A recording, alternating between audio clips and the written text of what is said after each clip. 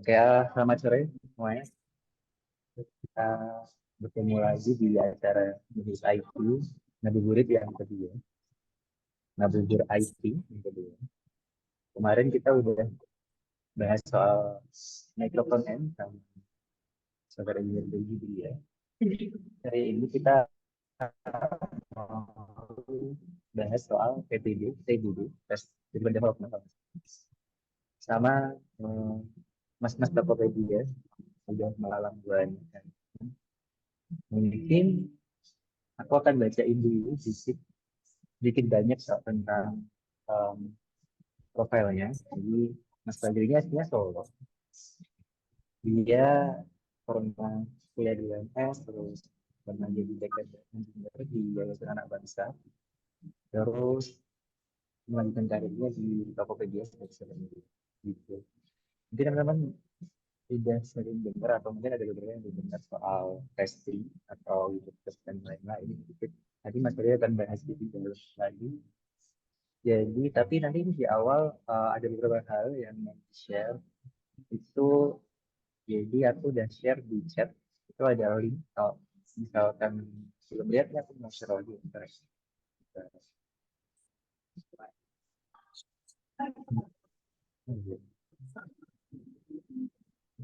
Ini nanti teman-teman tolong dibuka ya. Ini kayaknya untuk tanya jawab slide. Oh ya, sama tanya jawab dari pembicaranya nanti bisa langsung tanya jawab kalau misalkan di atau di akhir atau lewat slide yang ini.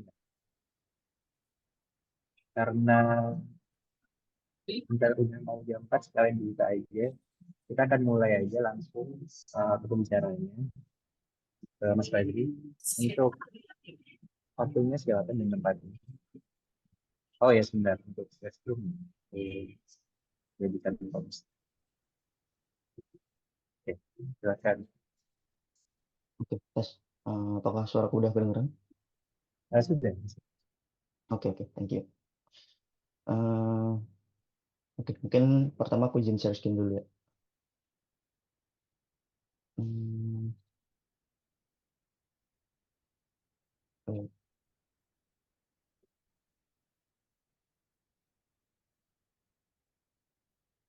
Hmm,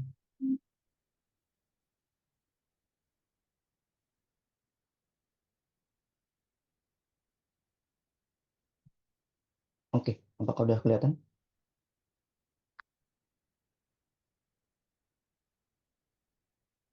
Ya, Halo? sudah masuk. Oke, oke. Selamat sore teman-teman yang udah menyempatkan hadir pada sore hari ini. Eh, m- Makasih juga pada moderator Mas Alfian yang udah sedikit memperkenalkan diri saya. Mungkin aku perkenalkan diri lagi. Eh, Sorry, jadi nama aku Muhammad Mutawadi Al-Fajri. Sebenarnya aku juga baru lulus tahun kemarin, jadi mungkin pengalamanku belum sebanyak teman-teman yang mungkin udah bekerja dan berkecimpung di dunia IT lebih lama gitu ya. Eh, Saat ini aku sedang bekerja sebagai software engineer di salah satu startup di Indonesia, yaitu di Tokopedia. Ya, mungkin itu aja sih. Oke, mungkin langsung aja ke materi ya, biar tidak memakan waktu banyak lama.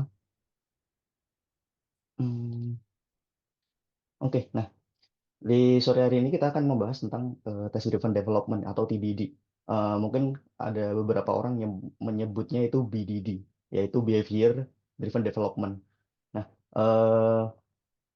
mungkin untuk sharing session kayak untuk kesempatan kali ini aku minta buat teman-teman lebih proaktif aja sih, soalnya lebih enak aja. Dan tadi kan udah di-share juga link terkait Slido-nya untuk tanya jawab. Soalnya aku mikir kalau semisal di tengah jalan teman-teman kepikiran sesuatu untuk bertanya, itu nanti langsung aja raise hand. Nanti kalau ada raise hand, mungkin boleh bisa interupsi dari moderator ya. Nanti kalau udah diizinkan sama moderator bisa langsung tanya aja gitu.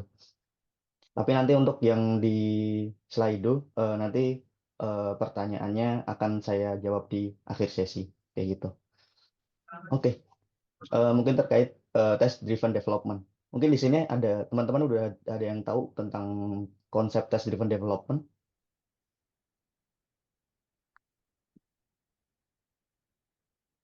Langsung open mic aja nggak apa-apa.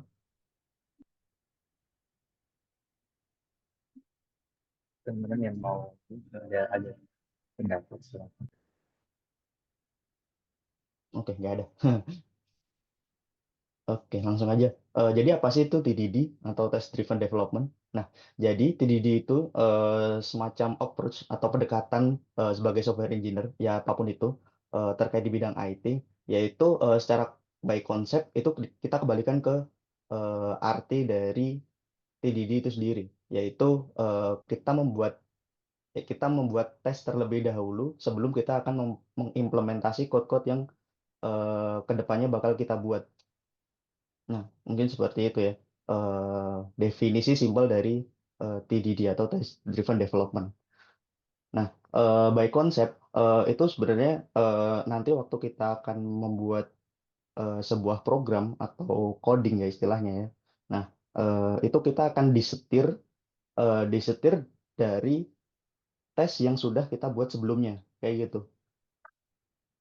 Nah, mungkin sebagai gambaran awal, mungkin dari kalian juga agak bertanya-tanya, loh Mas, apa yang mau kita tes? Sedangkan yang kita tes itu belum ada gitu. Soalnya kan by konsep kita membuat tesnya dulu, baru kita coding gitu kan. Nah terus misalkan contoh gini, eh, ada sebuah HP. Nah bagaimana kita bisa mengetes HP-nya itu, sedangkan HP-nya saja tidak ada. Nah seperti itu ya, untuk apa perumpamaan singkatnya. Nah jadi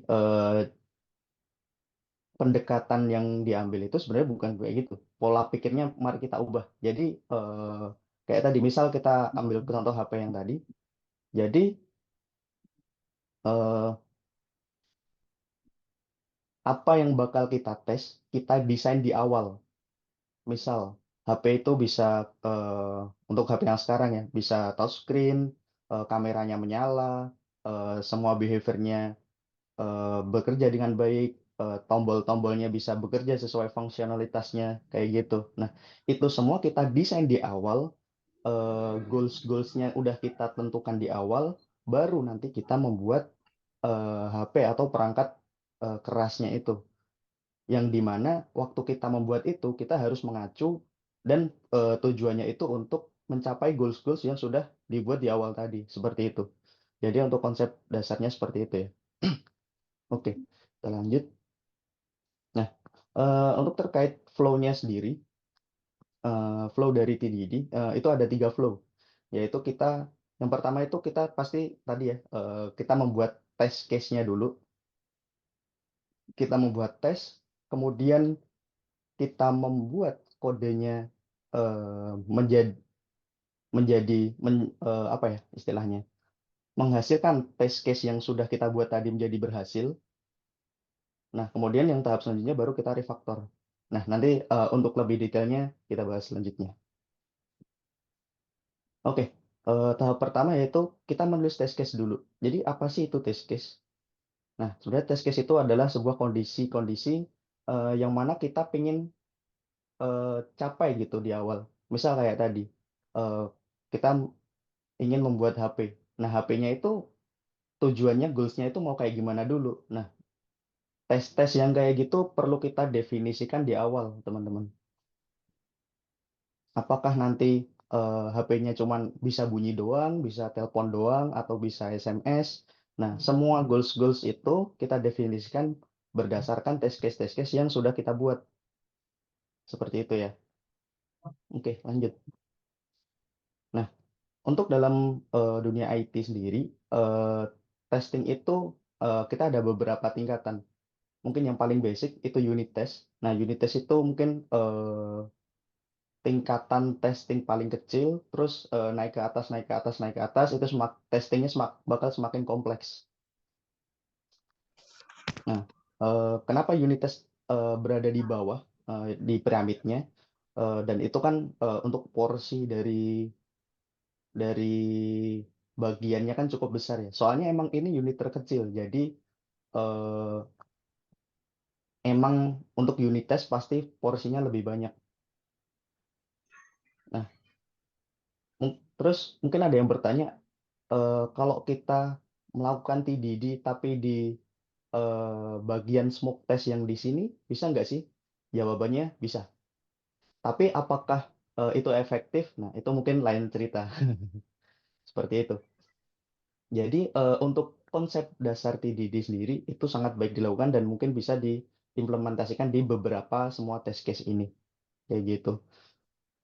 Tapi mungkin untuk pertemuan kali ini karena mungkin jangka waktunya nggak terlalu cukup ya, soalnya nanti kita juga harus persiapan berbuka. Jadi nextnya mungkin kita bakal lebih mengulik tentang unit test aja. Sebenarnya banyak tes-tes lain yang mungkin eh, kita belum diajarkan di kuliah, tapi sebenarnya itu penting teman-teman. Eh, tapi mungkin next pertemuan kali ya. Oke, jadi untuk grafik piramidnya sendiri itu udah ada keterangannya nih. Jadi semakin tinggi tingkatan atau level dari sebuah testing, itu effortnya lebih besar, lebih lebih banyak waktu yang kita luangkan juga untuk ngetes suatu program yang udah kita buat seperti itu. Oke, lanjut. Nah, terus yang tahap kedua yaitu kita membuat code-nya. Nah, kita balik ke perumpamaan tadi. Kalau code yang HP tadi ya, kalau semisal goals-nya udah kita buat, udah kita breakdown list-listnya, udah bisa nelpon, udah bisa SMS, udah bisa internet dan lain-lain. Goals-nya sudah kita list, baru nih produknya kita rancang seperti itu. Nah, kalau dalam coding dari unit test yang sudah kita buat tadi, test case mana aja yang udah kita buat tadi, kan kalau kita jalanin pasti gagal gitu. Soalnya apa? Soalnya ya karena belum ada produknya, apa yang bisa dites. Jadi tesnya itu pasti gagal. Nah, di tahap kedua ini gimana caranya kita akan membuat test case-nya itu bisa berhasil dan jadi kita membuat sebuah produk yang mana itu adalah sebuah code kita yang bakal kita tulis nanti itu menghasilkan tes-tes itu menjadi pas atau sukses gitu. Nah, di dalam TDD sendiri itu tadi ya yang kita menulis tes itu disebutnya red phase atau bagian yang merah, fase merah dan bagian yang hijau ketika kita sudah membuat produk yang bakal kita buat nanti. Dan kalau tes yang sudah kita buat jadi hijau, ini disebutnya green phase gitu atau fase hijau. Oke, yang ketiga refaktor dan repeat. Nah, kenapa ada repeatnya? Karena sebenarnya TDD itu kayak semacam lingkaran gitu ya. Jadi kalau kita ingin membuat sebuah produk baru, alangkah baiknya kita mengimplementasikan TDD tadi. Jadi kita buat tesnya dulu, kita bikin code-nya, baru kita refaktor dan berulang terus seperti itu. Nah, terus refaktor sendiri itu apa sih? Jadi refaktor itu semacam improvisasi dari kita. Semisal code-code kita yang mungkin masih berantakan, eh, mungkin penamaan variabelnya yang masih kurang jelas, terus mungkin for loop-nya yang berlebihan. Nah, itu kita lakukan di bagian refactoring sebenarnya. Nah, jadi untuk refaktor sendiri, apakah harus diterapkan? Sebenarnya tidak. Soalnya tujuan goals dari kita itu sendiri itu membuat tesnya itu sudah sukses, sudah pas gitu. Dan itu sudah tercapai di bagian bytecode tadi. Nah, refaktor sendiri itu seperti kayak menunjang atau apa ya, mensupport atau meningkatkan kualitas codingan kita gitu. Oke. Dan di bagian refaktor sendiri, jadi kita harus menghindari yang namanya dirty code sama code smell. Nah, mungkin ini sebenarnya agak mirip ya antara dirty code sama code smell. Nah, dirty code itu sendiri mungkin untuk Untuk definisinya, ini saya ambil di salah satu website, yaitu di Refactoring Guru. Jadi untuk definisinya ini dirty code bisa terjadi karena kitanya kurang pengalaman. Jadi karena kurang pengalaman, eh, kita ngoding asal aja tuh, yang penting jalan. Nah, itu dirty code. Misal penamaan variabel cuman apa data, sedangkan tidak spesifik ini data apa gitu. Nah, itu termasuk dirty code kayak gitu. Nah, ini bisa terjadi karena yang pertama kita kurang pengalaman, yang kedua itu eh, biasanya kayak gini dikejar waktu nih. Misal dari tim PM-nya, product manajemennya minta, oh ini harus harus jadi minggu ini, misal gitu. Nah, kayak gitu kan kita mungkin nggak sempat nerapin refaktor tadi ya. Yang penting asal produknya jalan gitu aja sesuai dengan requirement yang udah diberikan tadi. Nah, kayak gitu. Untuk contoh di Verticode.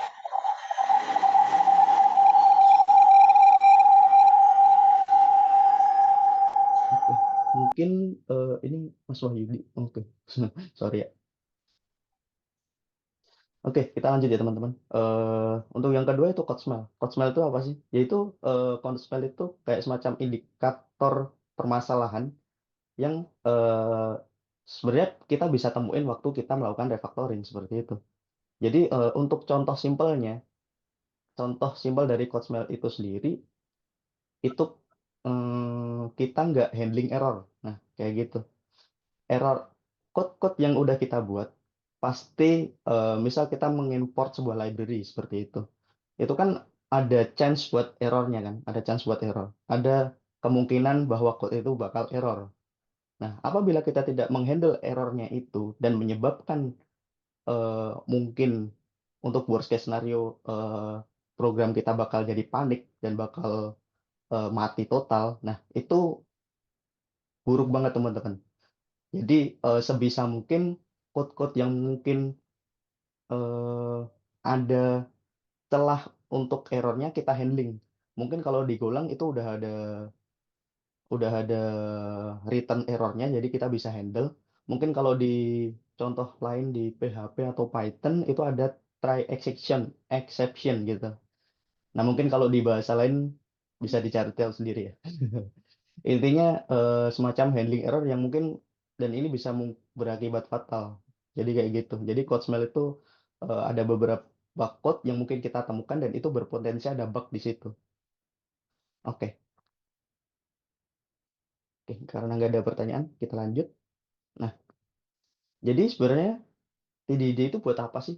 Kenapa kita harus nerapin atau mengimplementasikan TDD itu sendiri? Nah, ini ada tiga. Yang pertama, kita bisa mengimprove code quality kita. Nah, code quality itu apa? Code quality itu kayak tadi, yang udah aku jelasin di refactor tadi ya. Jadi, code quality itu supaya performance dari code kita itu bisa lebih optimal. Yang mungkin, misal contoh aja ya, for loop-nya itu mungkin ada dua, terus kita improve, oh ternyata ini by logic bisa satu aja nih perulangannya. Nah, itu termasuk improve code quality sehingga itu mempersingkat atau menurunkan respons bukan response time apa ya iya ya response time ya. Nah itu jadi improve code quality itu penting banget apalagi kalau teman-teman udah mengerjakan project di skalanya besar gitu dan butuh kecepatannya cepat. Oke, yang kedua itu early detection defect. Jadi kita kalau sudah melakukan TDD, sudah membuat tes-tesnya dari awal, kita bisa mengetahui, oh ini ada bug itu lebih cepat daripada misal kita udah menulis code dulu, tapi kita nggak tahu bugnya. Soalnya apa? Soalnya kita tidak mengetes seperti itu. Jadi dengan tes-tes yang sudah kita buat, eh, kita udah kepikiran skenario apa yang bakal eh, terjadi eh, dari user activity. Nah, itu kita bisa melakukan mitigasi secara lebih awal kayak gitu. Terus yang ketiga yaitu reduce debugging time. Jadi ini udah pasti ya, Soalnya kalau kita misal bikin sebuah function, terus kita mau tes, kita mungkin kalau dalam eh, project mungkin cukup besar ya, mungkin kita debuggingnya itu kita harus jalanin service-nya, terus kita tes hit manual API-nya, apakah function ini udah berjalan atau belum. Nah, kayak gitu. Sedangkan eh, dengan kita mengimplementasikan TDD ini, kita bisa mengurangi waktu kita untuk debugging. Nah, gimana caranya? Ya tadi, kalau kita udah bikin sebuah tes untuk misal function tersebut yang sudah kita bikin, kita tinggal jalanin unit testnya aja. Apakah function tersebut sudah eh, memiliki responsibility yang baik, kayak gitu.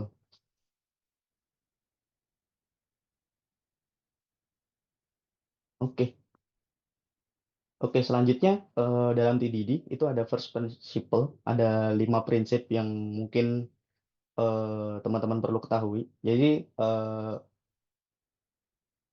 ini untuk unit testing, sorry.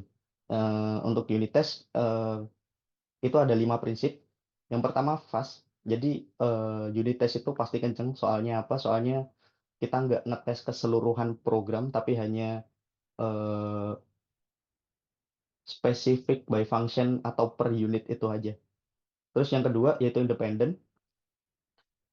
Independen sendiri yang pasti unit test itu bisa berjalan sendiri, test case-nya juga bisa dijalankan secara secara independen atau bisa berdiri sendiri, maksudnya tanpa code-code lain, nggak perlu nyenggol code lain kayak gitu. Kemudian yang ketiga repeatable, jadi eh, unit test itu mau dijalankan 1.000 kali pun bisa gitu. Jadi nggak sekali 2 kali, tapi bisa digunakan seterusnya. Terus yang keempat itu ada self validating.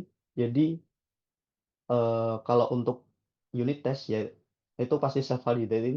Validating itu eh, kembaliannya udah pasti dua, antara true atau false, antara pass atau fail gitu.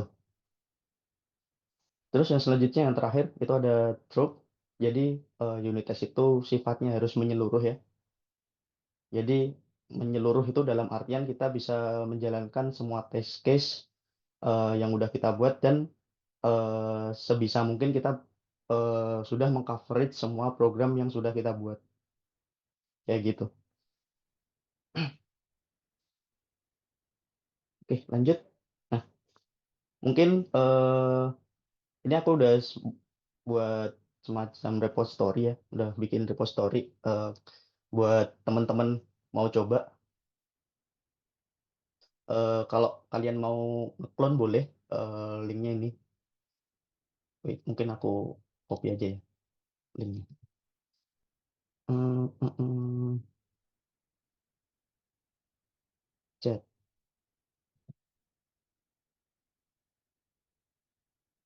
Oke, oke, udah aku taruh di chat ya. Siapa tahu teman-teman mau eh, mempraktekkan bersama. Tapi kalau emang enggak juga nggak apa-apa. Eh, oke, di sini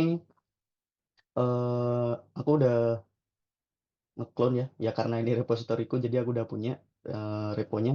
Di sini aku udah menyiapkan beberapa bentuk dari bahasanya sendiri. Itu ada Go, PHP, Python, Ruby. Mungkin teman-teman bertanya kenapa nggak lengkap, kenapa nggak ada JavaScript, Java, apa C++ kayak gitu. Jawabannya eh, karena keterbatasan waktu saya menyiapkan ini. Soalnya kalau teman-teman lihat ini komitannya masih tergolong, nah, 4 jam yang lalu. Jadi untuk waktunya saya menyiapkan semua ini nggak cepet teman-teman. Oke. eh karena aku familiarnya pakai Golang, jadi di sini aku mencoba pakai Golang.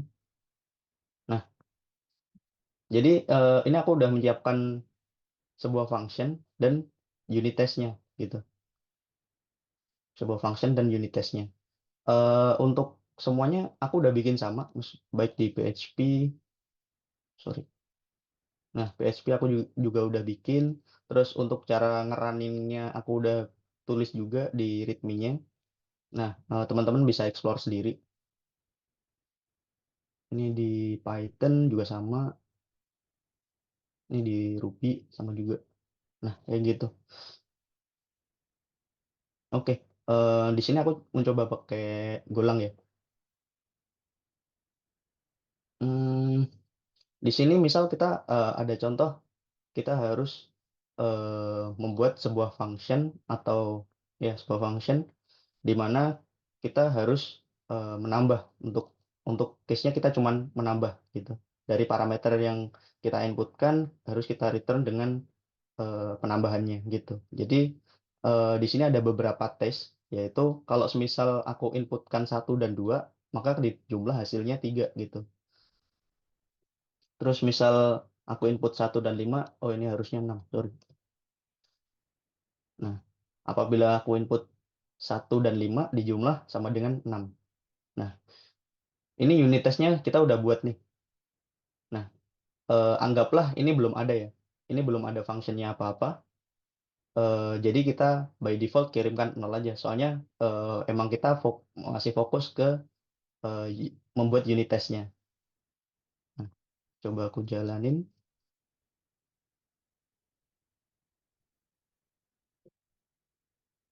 Oh, sorry. Hmm, oh iya, belum masuk. Oke. Nah, hasilnya fail teman-teman. Karena apa?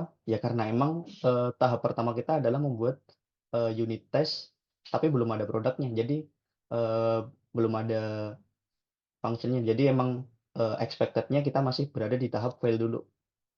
Nah, terus kita lanjut ke tahap yang kedua. Tahap yang kedua itu kita eh, baru nih bikin functionnya supaya kita dari beberapa skenario ini kita bisa membuat unit testnya menjadi sukses atau pas gitu. Nah, ini contoh kita buat variabel result, kemudian A plus B. Gini, baru kita return resultnya. Nah, contoh singkatnya seperti ini ya. Karena ini untuk tesnya ini lumayan mudah dulu. Baru kita jalanin fungsinya lagi, unit testnya. Nah, ini baru oke nih. Jadi untuk eh, function yang udah kita buat, ini udah berjalan sesuai unit testnya. Dan untuk test case-nya, misal teman-teman mau tambahin pun harusnya nggak masalah. Jadi ini misal tes yang ketiga, eh, misal 4 tambah berapa, 99, eh, harusnya jadi 103. Kita jalanin lagi. Nah, bener. Jadi kalau emang semua test case-nya sudah dirasa udah menghandle keseluruhan test case yang dari teman-teman bayangin, itu udah cukup sih. Kayak gitu. Nah, terus kita masuk ke tahap yang ketiga. Tahap yang ketiga itu refactoring. Mungkin dari teman-teman ada yang mau nyoba dulu. Ini cara ngerefaktornya gimana?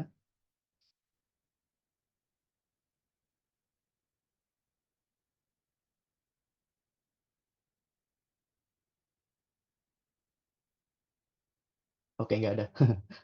Oke, Mungkin teman-teman ada yang ada pendapat.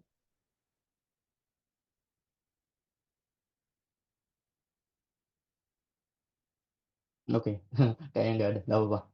Jadi sebenarnya ini kita bisa refaktor teman-teman. Padahal ini code-nya simple ya, tapi kenapa kok bisa direfaktor? Jadi di sini kita harus belajar juga tentang code quality, yang mana kita harus concern terkait yang pertama itu time complexity sama memory complexity. Nah, mungkin untuk detailnya kayak gimana? Jadi time complexity itu mungkin kalau teman-teman udah pernah belajar apa ya dulu algoritma dan struktur data itu ada yang namanya istilahnya ON. Sorry. Nah, ada ON, terus hmm, O1, terus ON pangkat 2 dan lain-lain. Nah, ini tuh maksudnya time complexity teman-teman. Terus untuk memory complexity itu mungkin secara singkatnya kita bisa lihat dari eh, seberapa butuh sih variabel yang kita gunain di sebuah function gitu.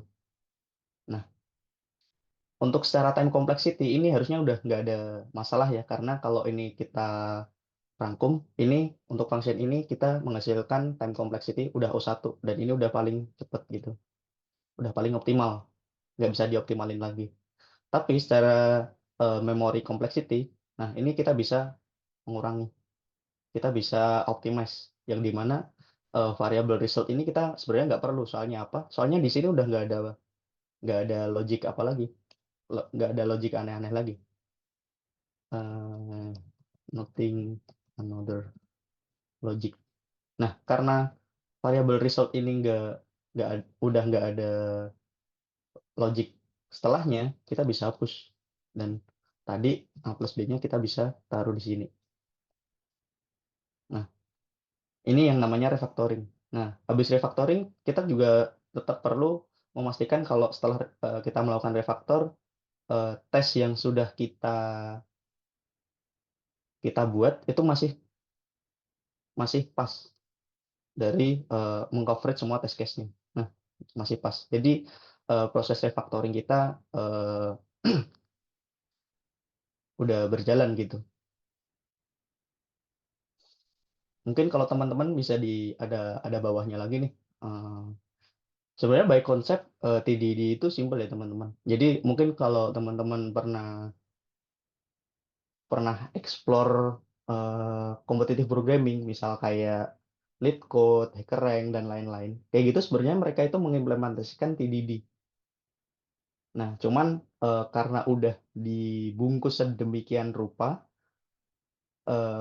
dan udah dibikin UI-nya, seolah-olah kita nggak tahu nih kalau yang sebenarnya, kalau misal kita menuliskan code terus kemudian kita menjalankan tesnya, itu sebenarnya mereka juga ngejalanin eh, tes unit tes yang udah mereka buat kayak gitu.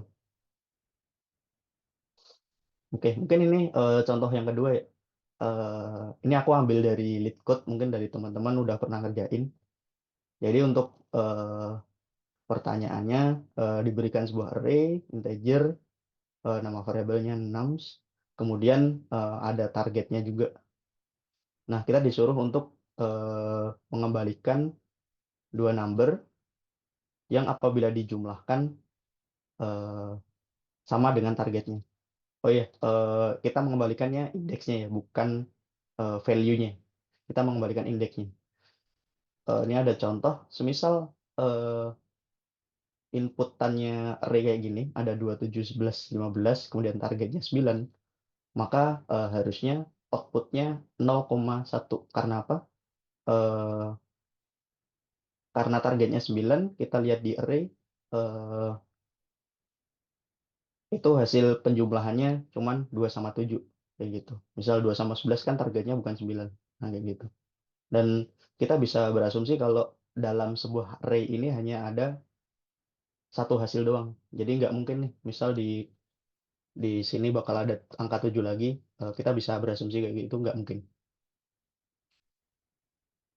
Oke, di sini aku udah buat tesnya, udah buat unit test simpelnya.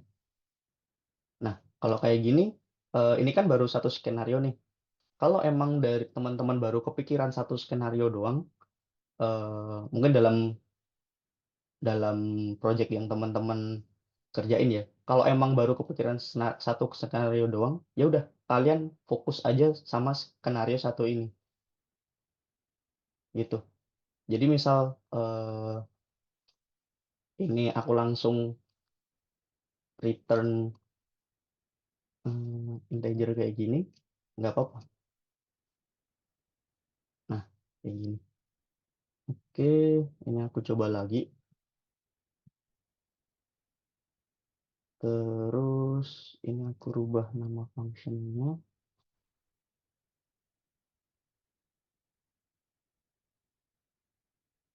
Nah, udah oke.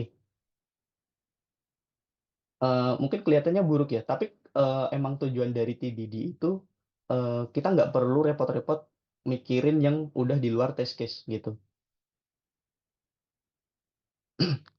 Dan mungkin dari teman-teman baru kepikiran, oh baru ada 5 test case nih. Ya, ya buat aja test case-nya. Dan apa case-case yang lain itu mungkin kita sementara bisa ignore dulu gitu. Nah, untuk kasus ini kan untuk tes yang pertama berhasil nih. Tapi kita baru kepikiran lagi gitu. Di tengah perjalanan, misal kita mau nambah fitur baru kayak gitu.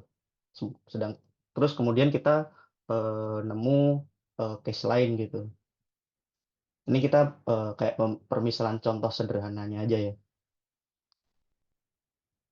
Kita kepikiran kalau semisal eh, untuk yang kasus ini ya, untuk pertanyaan ini, semisal indeksnya nggak boleh sama. Jadi misal eh, targetnya ini 6, sorry 6, ini 3, ini 3. Nah, ini nggak boleh sama nih, nggak boleh eh, apa 00. Yang pertama kita jalanin tesnya dulu aja.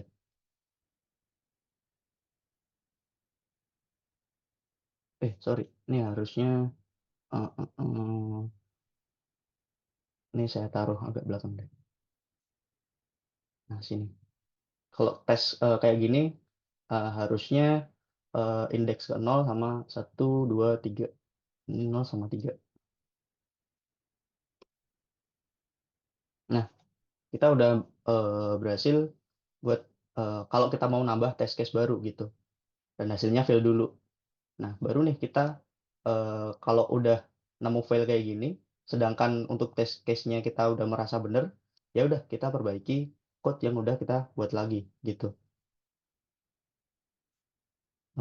Untuk kasus ini eh, kita bisa by algoritma, kita bisa melakukan perulangan dulu. Apakah eh, kita bisa melakukan perulangan dulu untuk pengecekan satu persatu. Eh, 3 tambah 5, 5 tambah 11, dan perulangan gitu-gitu.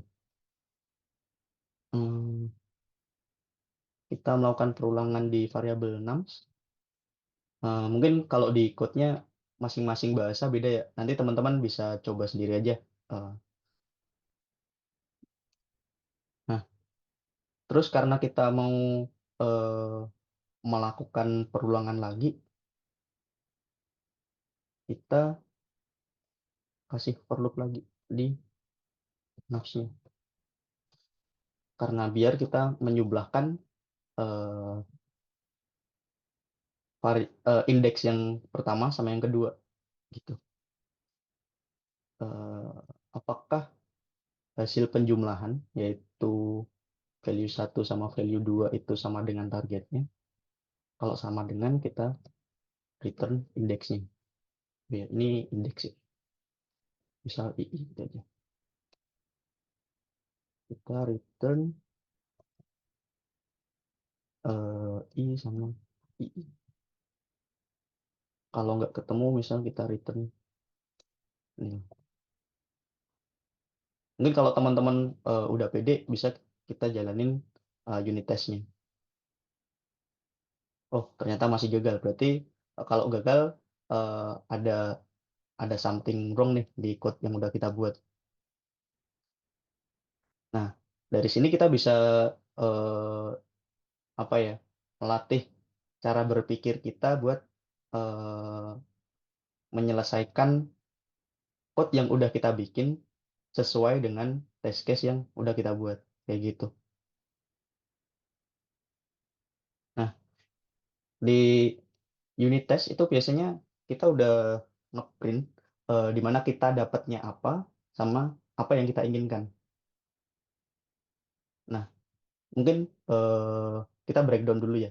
Kenapa kok bisa dapat indeks 0 sama indeks 0? Oh, ternyata kalau kita melakukan perulangan 3 sama 3 tambah 3, ini kan kita melakukan perulangannya 2 kali nih. 3 tambah 3, hasilnya udah 6. Sedangkan indeksnya gitu nggak boleh sama. Harus beda gitu. Nah, dari sini kita bisa nambahin lagi buat if dulu. Kita bisa menambahkan kondisi jika indeksnya tidak sama dengan indeks yang kedua. Kalau nggak sama, kita bisa cek kayak gini. Coba kita running lagi. Nah, udah bener. Nah, jadi untuk skenario yang kedua, kita udah bisa mengimplementasikan dalam code-nya. Nah, terus yang tahap ketiga, kita balik lagi nih. Kita melakukan refaktor. Nah, untuk code yang udah kita buat saat ini, kita coba cari tahu eh, time complexity-nya dulu. Itu yang mungkin lebih utama, soalnya itu berpengaruh terhadap response time kita. Nah, kalau kita lihat di dalam code yang udah kita buat, itu ada dua looping nih. For-nya dua kali, ada loop di dalam loop. Dan bisa dikatakan bahwa time complexity-nya itu ON kuadrat. Dan ini kita bisa optimalisasi lagi sebenarnya. Tapi kalau semisal kita nggak melakukan optimasi, boleh nggak sih? Nggak apa-apa. Yang penting, yang penting test case-nya udah ke cover semua. Jadi nggak masalah kalau emang code-nya ini misal dibuat kayak gini, nggak apa-apa, nggak masalah. Tapi kalau nanti kebutuhannya mungkin lebih, kalian mengerjakan project yang lebih besar dan eh, kok dari user behavior-nya, kok ini response time-nya lama banget, ini kenapa kayak gitu, dan ada kebutuhan untuk mempercepat biar dari program kita, aplikasi yang kita buat itu responnya lebih cepat, nah baru kita melakukan refactoring gitu. Dan sebenarnya refactoring itu nggak perlu nunggu komplain dari user kalau aplikasinya lambat, kita bisa melakukan refactoring di awal dengan menerapkan TDD ini. Nah, sebenarnya kalau dilihat, ini kita bisa melakukan sebenarnya kita bisa melakukan optimasi kita menjadi ON aja. Jadi perulangannya cukup sekali. Nah, caranya gimana? Nah, caranya seperti ini. Jadi kita emang harus mungkin banyak eksplorasi ya teman-teman. Jadi ini aku komen dulu biar nggak nggak lupa. Ini yang pertama kita bisa buat maps. Kita bikin map dalamnya integer dan lagi integer. Nah, maps ini buat apa? Nanti aku pengen kalau di sini aku pengen nyimpen value sama indeksnya. Lalu kita lakukan perulangan. Nah, perulangannya cukup sekali aja. Hmm, aku tulis apabila kalau belum ada di maps eh, value, sorry, ini aku berubah ya 6. Nah, ini juga penting nih perubahan naming variabel. Mungkin terdengarnya sepele ya, tapi itu penting supaya ke depannya teman-teman bisa lebih mudah untuk maintain code yang teman-teman bikin gitu. Kalau I udah mungkin best practice-nya Golang semuanya pakai I juga ya. Mengindikasikan indeks. Mungkin ada teman-teman yang nulisnya IDX itu juga boleh, tergantung best practice dari bahasa teman-teman gunain. Oke. Tadi misal eh, kan mapnya masih kosong, aku mau isi apabila nemu eh, value. Nah, mapnya bakal aku isi sorry, kan gini. Mapnya bakal aku isi hmm, target dikurangi enumnya. Hmm, kenapa error? Oh, kurang S. Nah, kita isi indeksnya kayak gini. Kalau misal teman-teman butuh emang perlu debugging, bisa di print. Hasilnya nanti seperti apa sih? Kita print maps-nya. Eh, mungkin beda beda bahasa beda ya. Kalau di Golang kita perlu menambahkan apa ya? Aku agak lupa sih. Kalau nggak salah main V. Oh, salah. Iya nggak sih? Oh, bener ding. Nah, ini mapnya. Jadi dari sini kita bisa tahu nih, oh kalau main 6 target. Nah, sedangkan sebenarnya kita udah ketahuan kalau targetnya kan 6.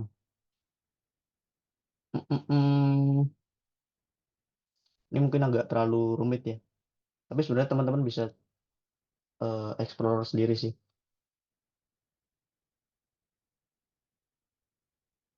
Kalau semisal untuk tes yang kedua, kita kan sebenarnya bisa mengakali dari target dikurangi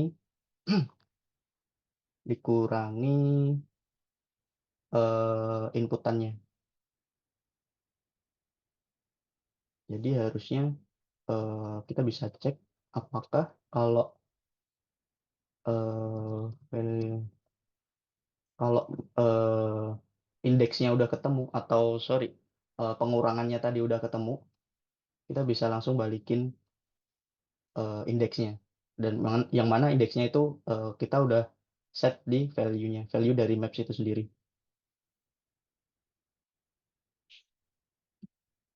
Ini,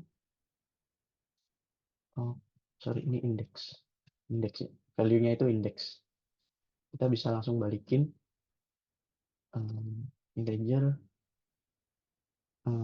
i yang pertama, terus indeks. Oke, kita coba jalanin. Oh, masih salah. Dan kalau kita lihat, oh ternyata cuma kebalik gitu ya. Ini sebenarnya namingnya juga mungkin eh, nggak nggak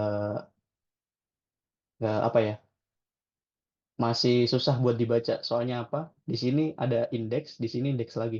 Nah, mungkin teman-teman bisa ngakalin kayak misal eh, ini indeks value map gitu. Tadi karena kebalik, ini aku balik ya. Ini. Kita print. Oke. Yang kita bisa lihat buat tes yang pertama itu fail. Kenapa? Mm, mm, mm.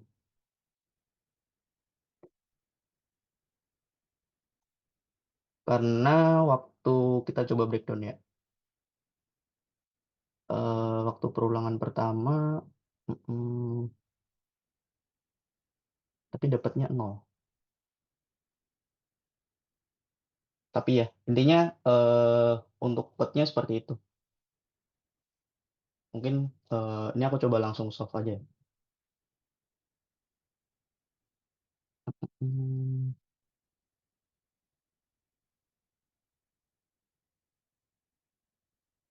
no,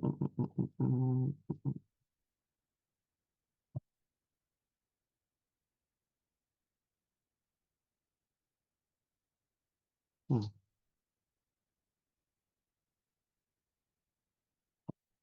Kalau kayak gini berarti ada yang aneh nih.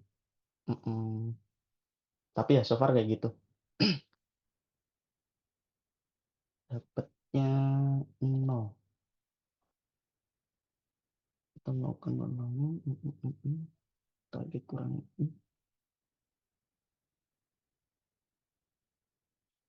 Ya, intinya kayak gitu. Terus misal ada kita punya aplikasi yang mungkin lebih besar, kita harus mengkoneksi ke DB, terus kita harus mengkonsum API lain third party kita, misal kita punya apa ya, konsum public API. Nah, kayak gitu kita masih bisa bisa melakukan TDD nggak sih? Soalnya kan kita harus bergantung sama aplikasi lain tuh, bergantung pada eh, code yang sebenarnya kita nggak handle. Nah, jawabannya pasti bisa. Nah, caranya kita eh, sebenarnya di TDD itu kita ada kayak semacam konsep mocking ya. Ini aku baru coba mendemonstrasikan, tapi aku baru pakai Golang. Karena apa? Karena sebenarnya jujur aku belum mengeksplor lebih di PHP, Python, Ruby, dan lain-lain. Jadi untuk contoh contoh yang contoh yang bisa aku buat untuk sementara pakai Golang dulu. Nah, ini aku buat contoh eh, apabila kita mau mengetes function yang kita buat itu yang connect dengan database kayak gitu. Dan di sini aku sudah bikin unit testnya. Jadi di Golang kita bisa pakai library SQL mock, yaitu kita nge-mock database yang sebenarnya kalau teman-teman lihat di sini tidak ada koneksi database sama sekali. Nah, di sini tidak ada koneksi database sama sekali. Kita cuman membuat database itu kita mock gitu. Oke, yang pasti kita jalanin eh, tesnya dulu. Nah, ini kita eh, katakanlah belum membuat fungsinya ya. Jadi kita masih return data kosong. Kita jalanin tesnya dan masih gagal. Mm, ini apa nih? Oh, ini yang tadi ya. Mungkin aku coba komen dulu deh.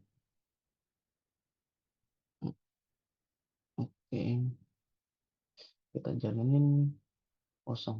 Oh iya benar harusnya. Wait. Oke, di sini kita untuk case yang pertama kita coba melakukan select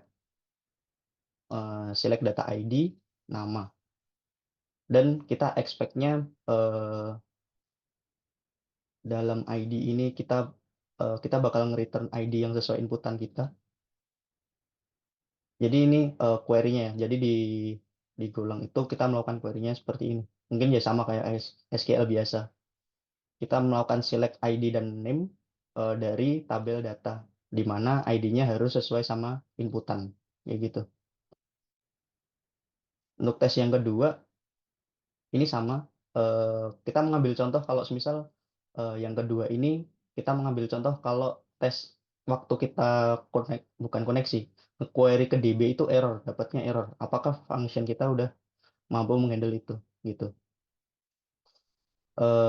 Ini diperlukan karena apa? Karena sebenarnya kita nggak pernah tahu nih, apakah library yang kita pakai itu bakal berjalan baik-baik aja terus ke depannya gitu.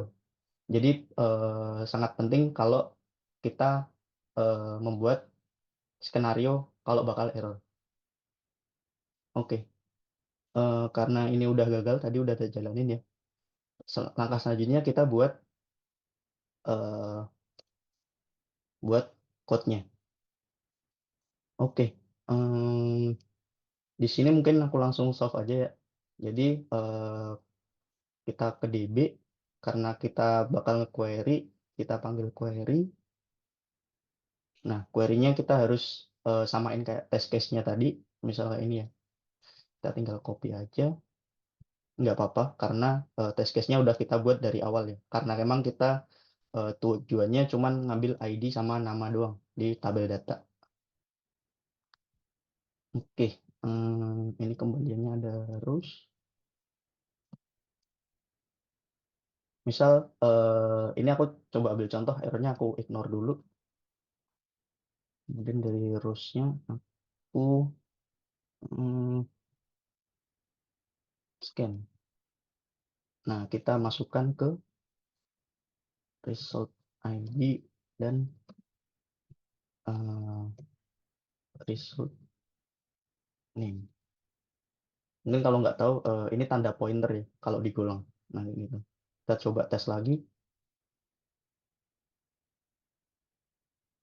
Nah, jadinya eh, eh,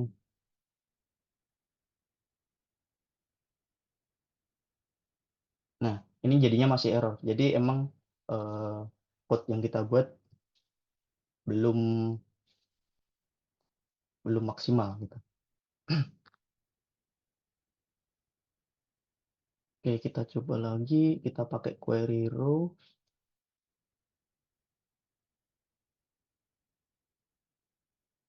Oke. Hmm, hmm, hmm, hmm.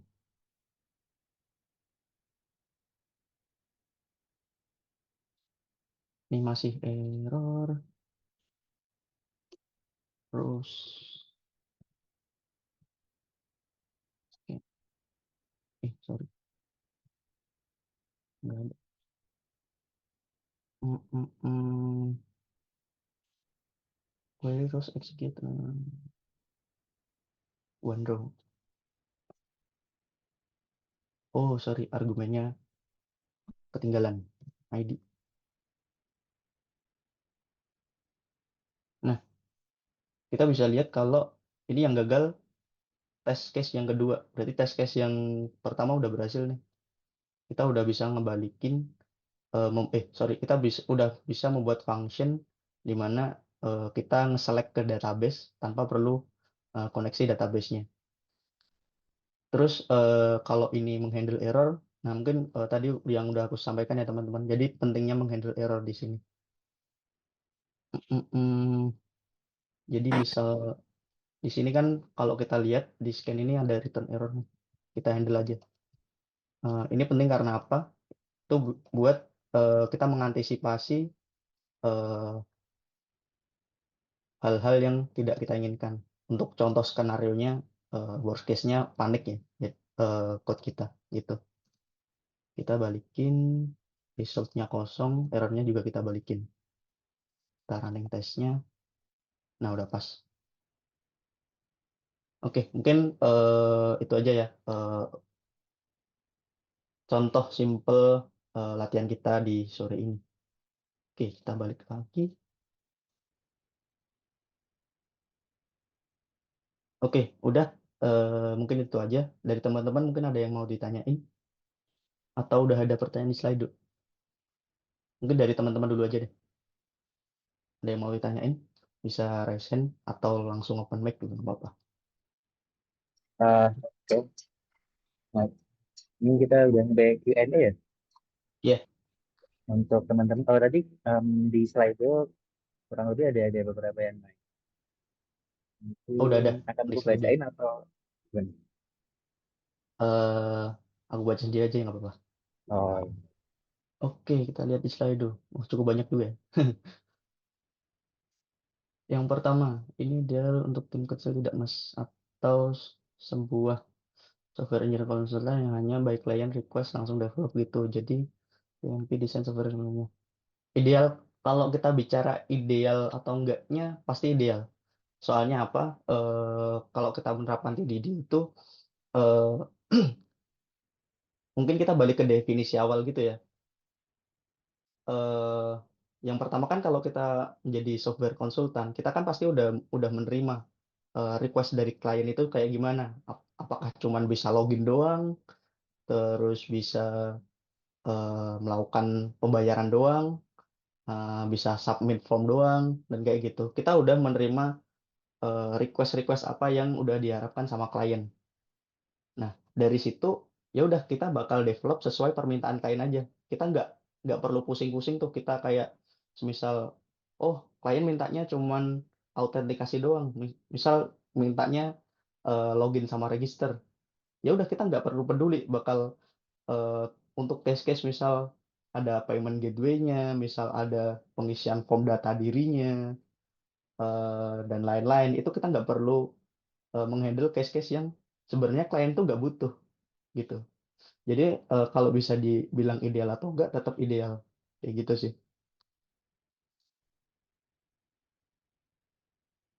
Oke, udah lanjut. Tadi dikatakan DDD atau biasa disebut BDD ya. Jadi BDD ini tidak ada hubungannya dengan menggunakan unit test atau behavioral test ya. Hmm, ada hubungannya. Jadi ini sebenarnya masalah masalah apa ya? Perspektif kita aja sih. Mungkin kalau kita lihat lagi ya. Oke, mungkin kalau di sini nggak bisa deh. Eh, Kalau menyebutnya TDD itu kita menyebutnya by unit, yaitu by function terkecil gitu. Jadi kita membuat test case yang kayak gini, ini itu kita masih mikirkannya per unitnya, bukan secara behaviornya. Behavior itu yang kayak gimana contohnya? eh Mungkin kayak kita ada sebuah sebuah apa ya? eh Misal kita ada main tebak kata nih. Misal aja, ini aku coba catat ya. Misal kita bakal ngedevelop sebuah permainan games itu tebak kata, tebak kata. Nah, behavior apa aja sih yang mungkin bakal kita cover gitu? Behavior itu kemungkinan-kemungkinan yang yang kita bayangin itu bakal terjadi kayak gitu. Misal kita membuat permainan tebak kata yang dimana itu terdiri dari 5 huruf dan eh, sorry, 5 huruf. Mungkin ini udah cukup. Jadi misal kita pengen mendevelop sebuah games tebak kata 5 huruf doang. Nah, BDD itu kita harus membayangkan user itu bakal ngelakuin apa aja sih. Bahkan seaneh-anehnya mungkin yang kita bayangin itu bisa aja dilakukan user. Nah, BDD itu, jadi behaviornya itu kita mencoba menulis kemungkinan. Misal gimana kalau usernya menuliskan menuliskan 10 huruf. Nah, cara handle-nya gimana? Respons apa yang mau kita balikin? Nah, itu BDD. Terus misal yang dimasukin itu bukan huruf, tapi angka. Misal dimasukin angka. Nah, responsnya itu mau kayak gimana? Itu BDD. Namanya behavior gitu. Jadi itu sebenarnya tergantung perspektif kita eh, terkait TD atau BDD itu ya. Oke, eh, kayaknya cukup menjawab. Nanti kalau ada beberapa pertanyaan yang sekiranya belum memuaskan, bisa langsung follow up aja ya. Oke, apakah DDD ini masih dalam scope software engineer atau QA? Sedangkan QA tes telah membuat code. Nah, ini pertanyaan bagus. Nah, jadi eh, scope dari TDD itu sendiri itu masih dalam ranah software engineer itu masih termasuk sih. Nah, sebagai software engineer atau developer itu kita eh,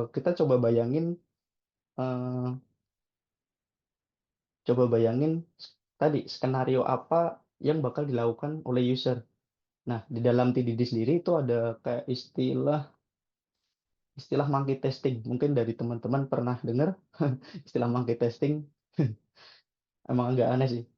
Nah, jadi di konsep monkey testing itu sendiri, katakanlah kita memiliki sebuah HP dan HP-nya itu terbuka dan HP-nya itu HP kita diambil oleh monyet dan monyet itu pastikan melakukan hal-hal aneh gitu kan yang itu di luar nalar manusia. Nah, jadi eh, sebagai software engineer kita juga harus mengantisipasi terkait case-case yang kita apa kepikiran gitu. Nah, sedangkan waktu ke ranahnya QA, nah tugas QA itu merangkum lagi nih. eh, Tugas QA itu mengetes lagi semua behavior yang sudah terbayangkan tadi dan diharapkan QA itu melakukan tesnya lebih baik. Nah, jadi mungkin dari software engineer kita juga sebenarnya harapan terbaik kalau udah masuk ke QA, udah dites sama QA, harapan kita itu emang sudah dari QA itu menemukan bug. Bukan kita berharap eh, bukan kita berharap code kita ada bug, bukan. Tapi jangan sampai eh, bug itu ditemukannya oleh dari sisi user. Nah, kayak gitu. Jadi bug-bug yang sebenarnya eh, berpotensi muncul itu bisa ditemukan di QA-nya. Jadi nggak berimpact langsung ke flow real usernya gitu. Oke, semoga menjawab ya. Oke, lanjut. TDD itu apakah bisa cukup di API atau harus fungsi-fungsi kecil? Kalau misal app kita pakai database itu nanti apakah harus yang database? Mungkin ini udah aku jawab tadi ya waktu ngedebuin materi yang mocking. Jadi nggak harus nggak eh, nggak harus connect langsung ke database. Eh, Kalau mau, mungkin yang ini dulu deh.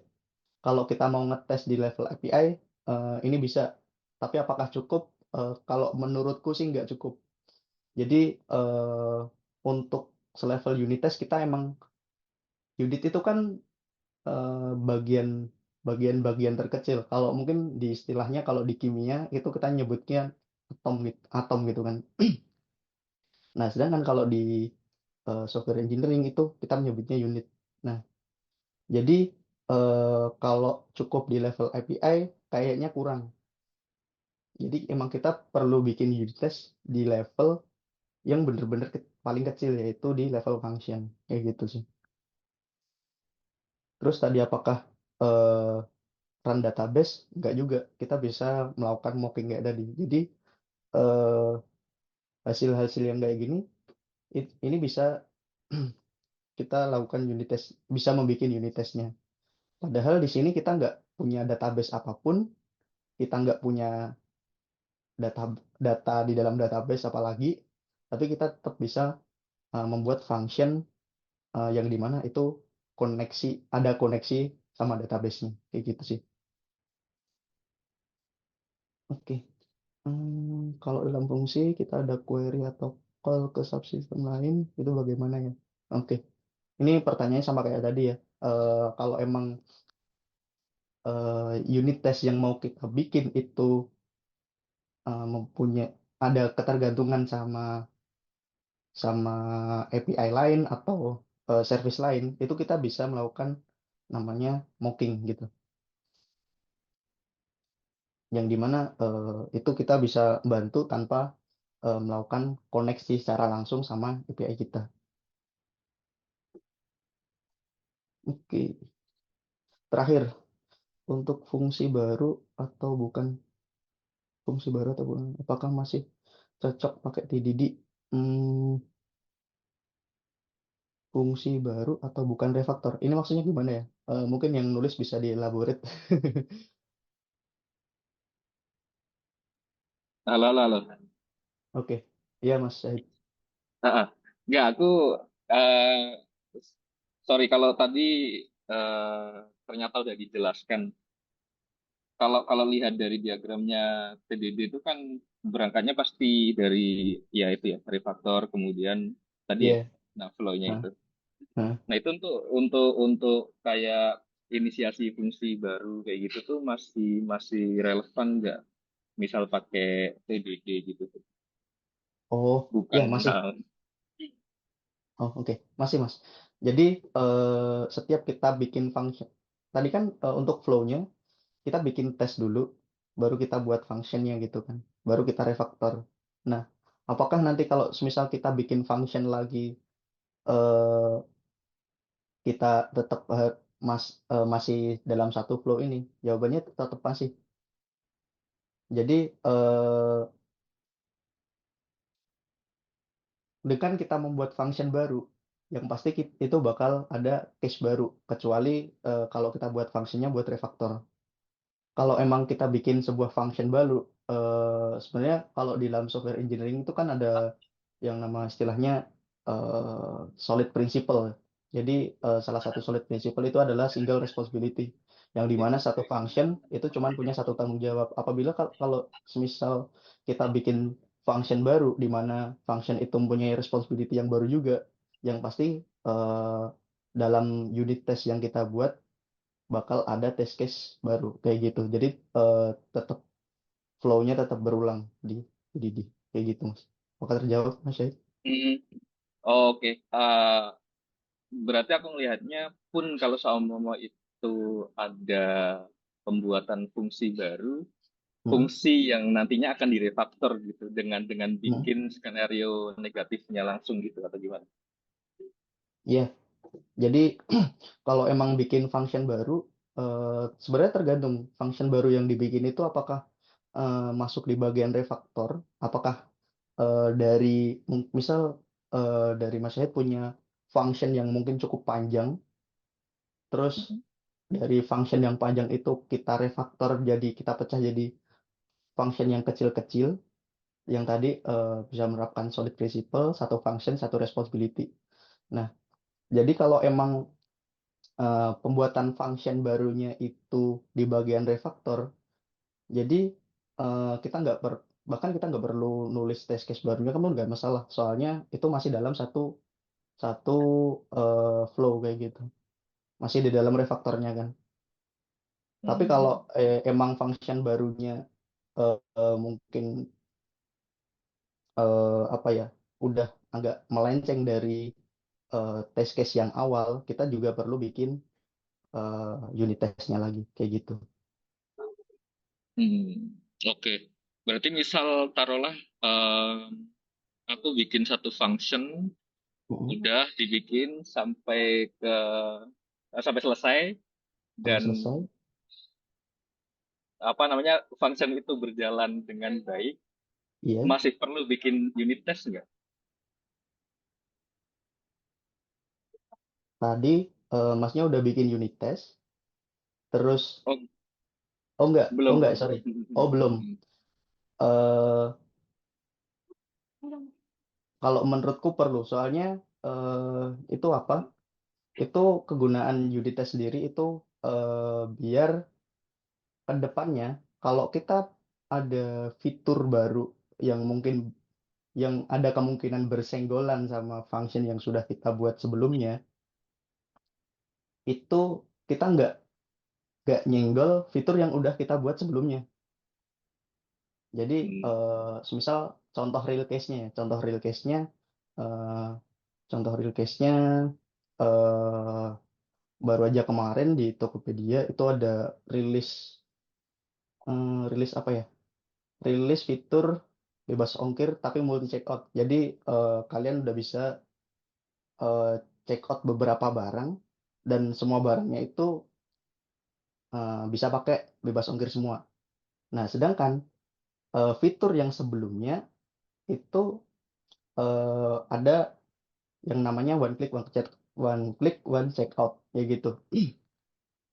Jadi kalau emang fitur yang baru tadi yang di bebas ongkir multi checkout itu kita buat dan karena mungkin kita mereuse function yang sama yang di fitur sebelumnya, bahkan nggak sekedar reuse, bahkan kita ada changes di function yang lama kita itu.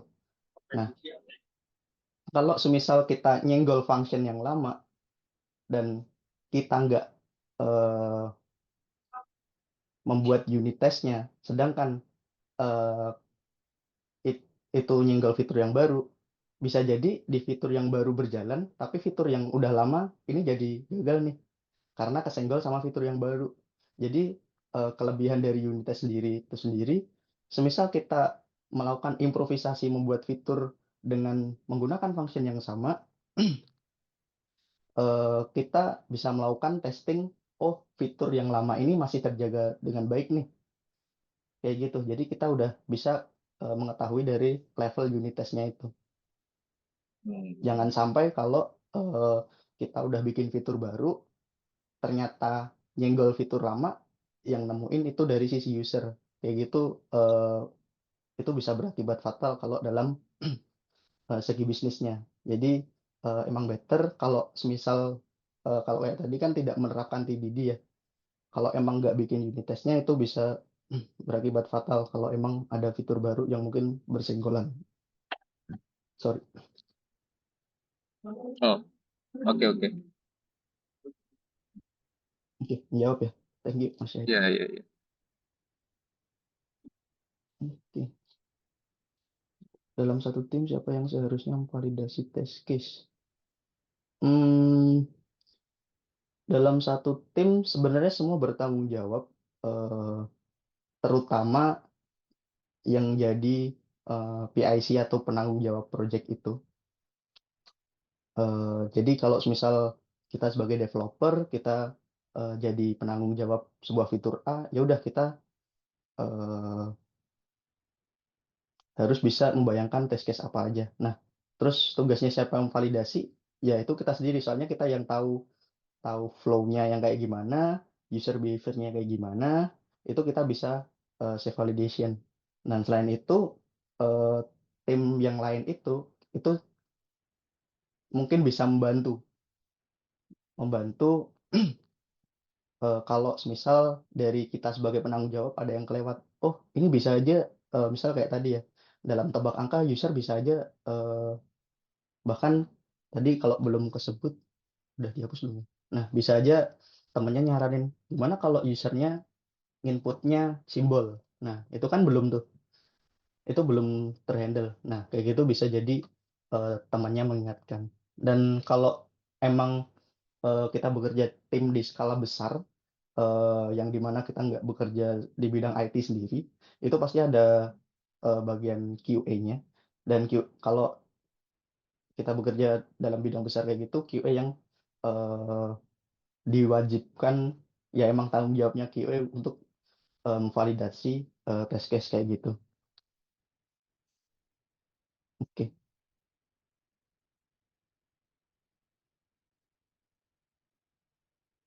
oke.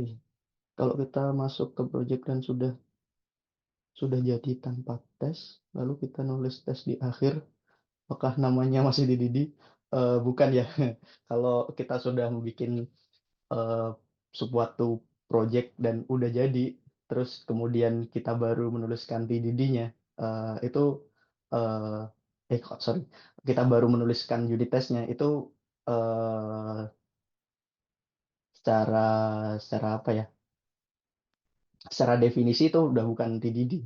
Soalnya kalau prinsip dari TDD itu balik lagi di diagram. Mm, mm. Nah, diagramnya itu kita harus nulis tesnya dulu, baru kita membuat produknya. Jadi nggak bisa tuh kita membuat produknya baru kita tes. Itu udah menyalahi aturan. Jadi tidak termasuk PDD. Oke, sebelum rilis, apakah harus running semua unit test? Kalau misal butuh cepat, misalkan hotfix, apakah ada pengecualian? Nah, eh, sebenarnya eh, kalau kita bekerja, mungkin ini agak out of topic ya. Kalau misal kita melakukan deployment ke production, kita mau rilis sesuatu, itu eh, di dalam pipeline CI/CD, mungkin teman-teman nanti bisa explore CI/CD itu apa dan lain-lain. Dalam pipeline CI/CD itu pasti kalau pipeline-nya udah bagus, itu pasti menerap dalam komennya ada kita menjalankan suatu script untuk menjalankan semua unit testnya tanpa terkecuali. Jadi semisal nanti di pipeline-nya ada nemu unit test yang error, ya udah itu nggak jadi dinaikkan tuh. Jadi fitur yang baru belum bisa rilis ke production selama masih ada unit test yang error karena itu tadi berpotensi untuk merusak fitur yang udah lama atau sebelum-sebelumnya gitu. Terus kalau misal butuh cepat gimana? Hmm, kalau butuh cepat waktu hotfix itu sebenarnya agak tricky juga. Kalau dalam case buat hotfix atau mungkin custom binary itu ya pasti ada pengecualian. Soalnya kita nggak running unit testnya. Tapi apakah itu best practice-nya? Tentu saja tidak. Soalnya dengan kita misal hotfix kayak gitu, eh, kita harus bener-bener pastiin kalau yang kita benerin itu di tempat yang tepat dan udah bisa menghandle case yang mungkin sebelumnya kita nggak prediksi kayak gitu. Oke. Tips supaya nggak malas bikin unit test. Agak susah sebenarnya. eh Sebenarnya unit test ini tadi ya sebenarnya penting, tapi sebenarnya tidak harus dilakukan. Tapi ini penting. Kalau supaya nggak males, mm, mm, mm, apa ya? Sebenarnya jawabannya saya juga tidak tahu. Tapi mungkin dari teman-teman kayak bisa bayangin aja teman-teman udah nge-maintain sebuah aplikasi besar, dan aplikasinya itu dari segi klien atau tim bisnis mereka pingin launching fitur baru, terus eh, setiap launching dari kalian, mungkin kalau kita bekerja dalam skop kecil ya, misal staff IT-nya baru 5 atau 10 orang kayak gitu, dan setiap ada fitur kita harus ngetesin manual kayak gitu, dan itu kan memakan banyak waktu juga. Nah, kayak gitu mungkin bisa jadi pertimbangan teman-teman pentingnya nulis unit test. Soalnya kan kita nggak pernah tahu waktu kita launching fitur baru, apakah fitur tersebut berdampak atau mungkin berdampak buruk ke function yang udah lama kayak gitu. Oke, semoga menjawab. Mas Tokped lagi hiring nggak? eh gue nggak tahu sih. Beberapa waktu lalu ada dash hiring, sorry. Tapi kayaknya udah lumayan cukup lama. Jadi ya mungkin bisa bisa langsung ke LinkedIn aja ya.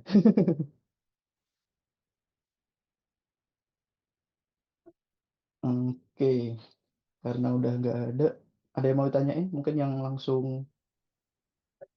Ya teman-teman langsung yang ya teman-teman yang mau nanya langsung itu boleh banget ya. Nah, coba langsung ngomong aja atau raise hand juga boleh. Masih ada waktu. Oke.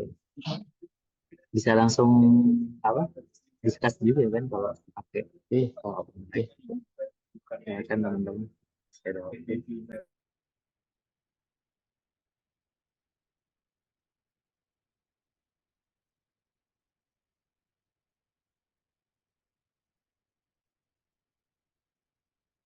Oh iya, ini Mas ada pertanyaan dari Aldi Nasongko Hedu. Apakah TDD ini sudah oh iya. menjadi standar developer besar? Oke. Apakah di Didi udah menjadi jawabannya eh kalau dibilang standar itu iya. Tapi kalau standar iya, tapi apakah semua developer mengimplementasikan TDD itu sendiri? Jawabannya tidak. Jadi untuk dalam dunia developer eh, itu eh, kalau misal kita menulis eh, code kayak gitu ya, itu kan pasti eh, itu kan bermacam-macam, dan eh, untuk mengantisipasi kita nggak nggak apa ya namanya, untuk mengantisipasi kita nggak out of request, jadi kita mengerjakan sesuatu yang sebenarnya itu nggak di request sama klien. Nah, jadi untuk mengantisipasi itu makanya kita eh, bukan kita, sorry. Jadi para software engineer atau developer di luar sana eh, membuat konsep TDD dulu itu. Jadi eh, kita menulis atau merekap semua request yang perlu kita kerjain, baru kita membuat produknya. Kayak gitu sih. Jadi kalau pertanyaannya apakah jadi standar, standarnya iya. Soalnya biar tidak keluar dari request tadi, biar kita tidak perlu memusingkan request di luar permintaan klien. Tapi kalau pertanyaannya apakah semua software developer sudah menerapkan itu, jawabannya tidak. Gitu. Oke, mungkin yang lain. Mungkin yang teman yang lain, teman lain. Atau, oh ya ini ada yang mau nanya. Oke, tanya di mana? Oh ya, dipersilakan yang mau nanya, Oh, yang raise ya. Silakan. oke. Monggo, monggo. Halo, halo, saya mau nanya, Boleh. kan kalau kita nulis tes kan katakanlah di unit tes kita sudah tahu mau ngetes function apa, mau ngetes kelas apa dan lain sebagainya. Nah, Hmm, kalau kita baru masuk ngerjain suatu hal nih, fitur baru, belum ada fungsinya dan lain sebagainya. Berarti hmm. ekspektasinya tuh kita udah bikin skema code sama arsitekturnya dulu, baru kita nulis unit testnya ya. skemanya kosongan, logiknya kosongan Hmm, gitu. Suara aku kedengeran nggak? kedengeran. Pertanyaannya? Eh, halo, halo, halo. Oh Ya, iya tadi pertanyaannya, ketika nulis TD itu kita harus punya ekspektasi bahwa kita udah bikin skema sama arsitektur code-nya dulu ya, nggak bisa yang oh, kosongan gitu. oh, oke. Eh, Kalau ekspektasi code-nya itu nggak harus. Jadi kosongan pun nggak masalah. Selama waktu kita menuliskan unit test, itu kita udah tahu skenario yang eh, bakal kita handle kayak gitu. Jadi buat main functionnya itu mau kita buat kosongan dulu, kita belum ngebayangin cara handle-nya kayak gimana, itu nggak apa-apa. Yang penting waktu kita membuat unit testnya ini, kita eh, udah kepikiran skenario-skenario apa aja sih yang mungkin bakal kejadian kayak gitu. Bakal jawab? Oh, tapi kan ketika kita nulis unit test kita harus tahu kan terlepas dari skenario nya, tapi Hmm. unit code mana yang mau kita tes. Nah, ketika kita belum nulis skema sama sekali, kita nggak tahu nih fungsinya belum ada, Hmm. kelas metode dan lain sebagainya belum ada. Nah, itu Hmm. berarti kita nulis tesnya gimana? Apakah cuma isinya skenario doang? Gitu. Oke.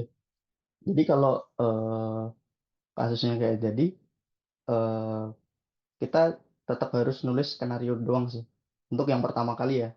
Berarti kita karena tadi baru kosongan, mungkin kita baru mulai. Jadi kita baru masuk tahap pertama yaitu kita menulis testing. Eh, ki- Kalau ngebayangin code dalam membuat unit test itu pasti ya. Kita harus bisa bayangin, nggak harus bayangin sebenarnya, kita bisa lihat di Google cara buat unit test di bahasa ini gimana kayak gitu. Kita bisa nyontek. Tapi yang perlu kita pahami adalah gimana cara kita membuat atau mm,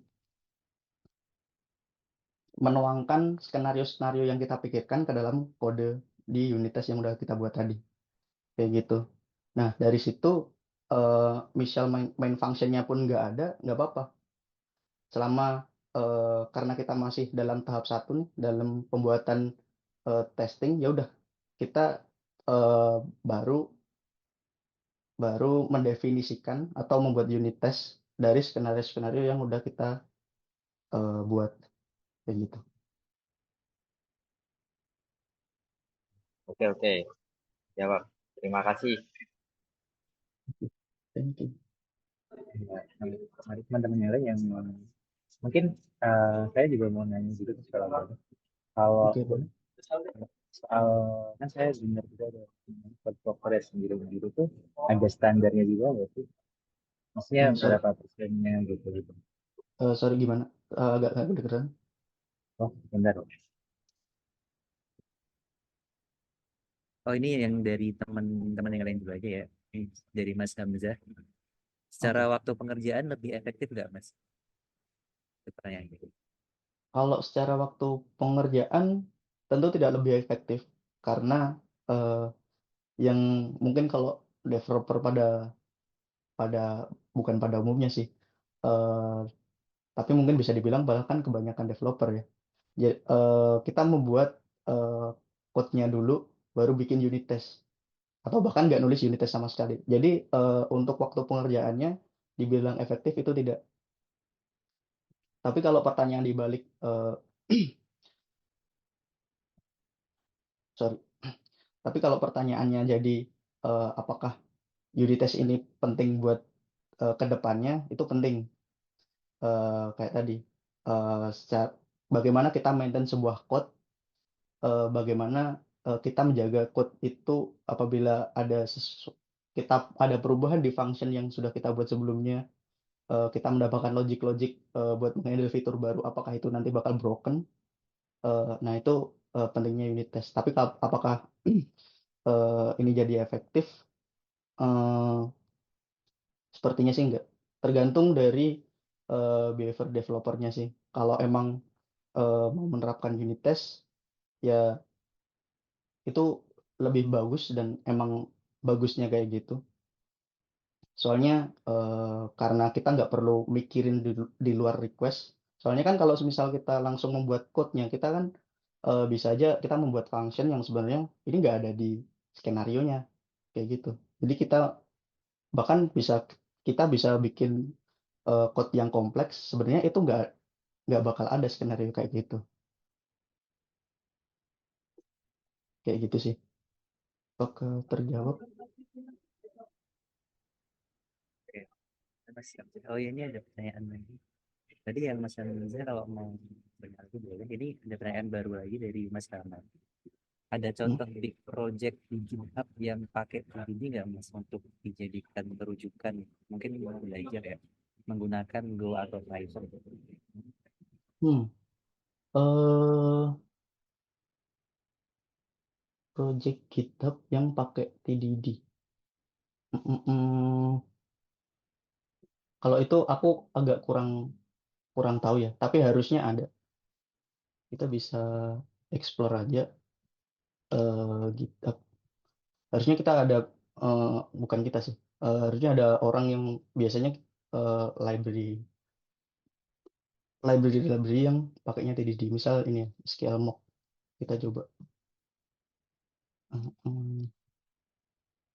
SQLmock GitHub. Ini sebenarnya saya juga agak kurang yakin apakah di sini ada TDD. Nah, ada tesnya, ada unit tesnya. Nah, misal ini ya, SQLmock di Golang. Sebenarnya package-package yang lain pun kalau nggak salah mereka udah menerapkan unit test sih. Jadi semisal dari library ini bakal ada update, bakal ada mungkin fitur baru, itu dengan adanya unit test bisa dipastikan kalau fitur yang lama itu tidak broken atau kesinggol gitu. Kalau ditanya apakah ada, pasti ada. Oke, ada yang question.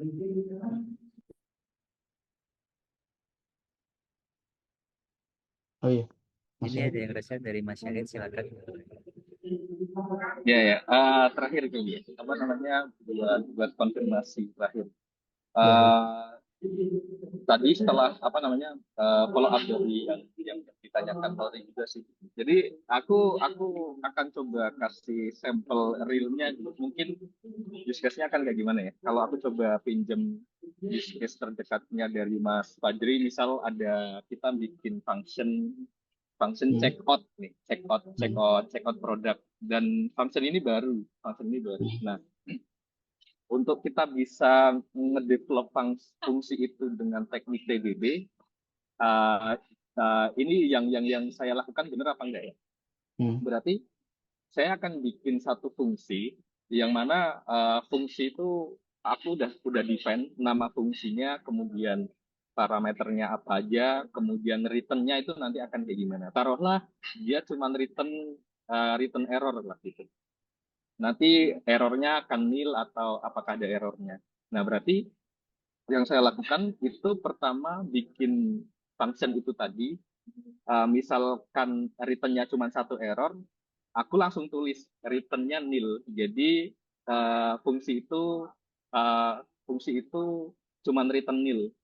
Habis itu saya bikin unit test atau bikin tes skenario, entah itu pakai test table dan lain sebagainya, dengan arahan mungkin test case test case skenario yang ada, entah itu dari mana.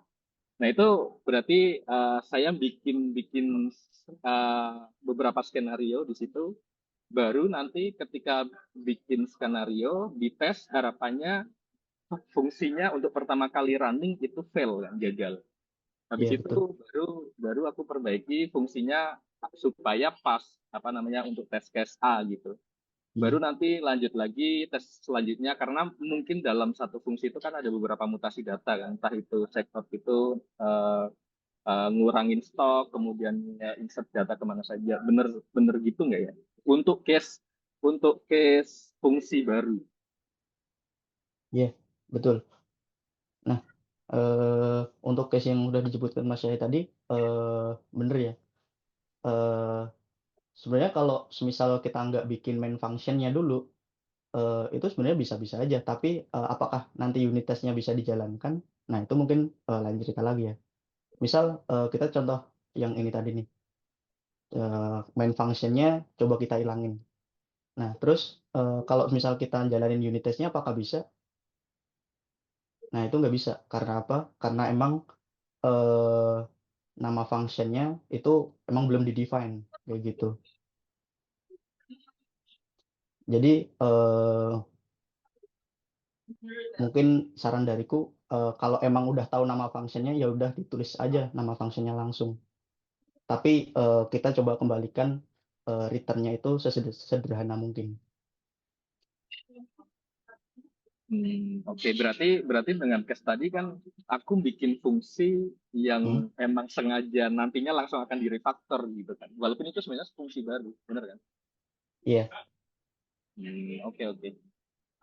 Thank you, Mas Wadi.